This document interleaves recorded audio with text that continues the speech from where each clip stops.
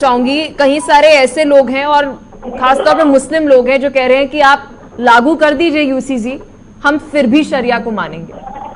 जी आरिफ, देखिए हमारा संविधान हमको छूट देता है कि मैं अपने धर्म का अपने हिसाब से जो धर्म मैं चाहता पालन करूं। कानून अलग चीज है, धर्म अलग चीज है। दोनों के एक साथ आप मिक्स नहीं कर सकते, दोनों के एक साथ आप मिक्स नहीं कर सकते, ठीक है। और क्या कहते हैं, मैंने अभी एक सवाल पूछा, क्या जो लोग अपनी बीवियां छोड़कर भाग गए हैं वो भी यूसीसी के दायरे में आएंगे या नहीं आएंगे? इससे कोई जवाब नहीं आया अभी तक और ना कभी देने का है। और बड़े मंच से जो बड़े नेता कहते हैं मैंने शादी नहीं की लेकिन मैं कुंवारा नहीं हूँ, ये एक आपराधिक बिंदु है। आप किसी औरत के साथ उसका यौन शोषण करें और उसके बाद बड़े मंच पे आकर के बोले कि मैं कुंवारा नहीं हूँ लेकिन मैंने शादी नहीं की है, मैं शादी नहीं की, मैं कुंवारा नहीं हूँ। तो ये सब चीजों में भी दायरे में आएगा या नहीं आएगा कि खाली आप माइनॉरिटी को टारगेट करेंगे? अगर आपको लेकिन सर आप ऐसा क्यों कह रहे हैं कि आप माइनॉरिटीज को टारगेट कर रहे हैं? क्या आप समझ रहे हैं कि एक अपने आप में एक बहुत बड़ा बोल है? आपसे बकायदा लॉ कमीशन ने कहा है आप अपने सुझाव दीजिए, कौन से ऐसे आप यूसीसी के अंदर कानून है जो चाहते हैं? यूसीसी आएगा हमारे धर्म के खिलाफ आएगा तो उसका हम विरोध करेंगे। हमें अगर हमारे लेकिन सर आप जिस देश के अंदर रह रहे हैं उस देश के कानूनों के अनुसार तो रहना पड़ेगा ना, चाहे मैं हूँ, चाहे आप हूँ, चाहे नितिन जी है या फिर रत्नेश जी है। इसका मतलब ये नहीं कि मैं विरोध करना भी मेरा राइट है। अगर मुझे कुछ दिक्कत आएगी तो उसको विरोध भी करूंगा, ये मेरा डेमोक्रेटिक राइट है।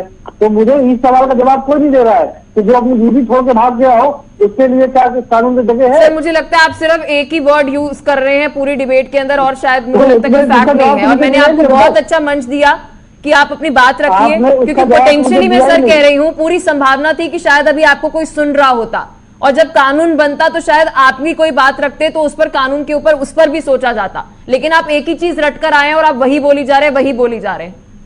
ठीक है रत्नेश जी, क्या ये गलत नहीं है? आप जिस देश के अंदर रह रहे हैं आप कह रहे हैं कि आप कानून ले आइए, हमें तो कोई मतलब नहीं है, हम तो फिर भी अपना शरिया ही मानेंगे। क्या देश के कानून को मानना हमारी जिम्मेदारी नहीं है? देखिए, भारत के चाहे जो भी व्यक्ति हो वो संवैधानिक प्रावधानों से बंधा हुआ है। अगर वो संवैधानिक प्रावधानों को मानने से इनकार करता है तो उसका अपना ओपिनियन हो सकता है। उसके लिए हमारे यहाँ विधिक नियम है, उसके ऊपर उस प्रकार से राज्य कार्रवाई करेगा, सरकार कार्रवाई करेगी। लेकिन जहां तक मैंने जो सवाल पूछा था कि यूसीसी और धर्म में क्या अंतर है, वो नितिन चतुर्वेदी जी नहीं बता पाए। उन्होंने कहा कि रत्नेश मिश्रा धर्म की बात ना करे। तो मुझे लगता है कि मेरा संविधान मुझे इस बात का अधिकार देता है कि मैं धर्म की बात भी करूं, उसको मानूं भी, उसका प्रचार भी करूं। नितिन चतुर्वेदी, नरेंद्र मोदी, अमित शाह, योगी आदित्यनाथ मुझे इससे रोक नहीं सकते, क्योंकि ये कोई भी मेरे लिए संविधान से बढ़कर नहीं है।